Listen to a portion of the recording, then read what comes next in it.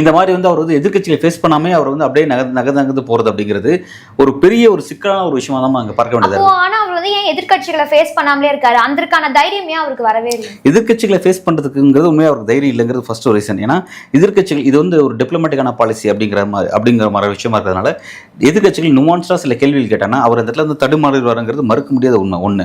ரெண்டாவது, அவர் நீண்ட காலமாக வந்து பார்த்தீங்கன்னா ஒருத்தர் கேள்வி கேட்டு அந்த கேள்விக்கு பதில் கொடுத்த நபரா அவரோட அரசியல் அவர் அப்படி பழகவே கிடையாது.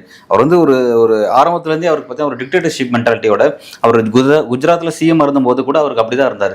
குஜராத்தில் அவர் சிஎம் இருக்கும்போது வலிமையான எதிர்க்கட்சி அவருக்கு இல்லை. காங்கிரஸ் வந்து அன்னைக்கு ஆக்டிவ் ஆப்போசிஷன் பார்ட்டிஸாக அங்கே இல்லை.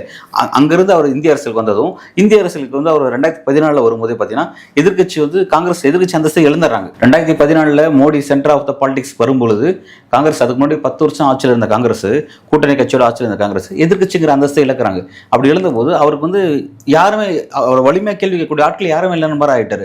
அப்போ அப்படி இருக்கும்போது அதே பழகி வந்ததுனால எதிர்க்கட்சிகளோட கேள்விக்கு பதில் சொல்லணும் அப்படிங்கிற மாதிரினா அந்த ஒரு பழக்கம் கிடையாது. அதுக்கான ஒரு அந்த ப்ராக்டிஸ் இல்லை.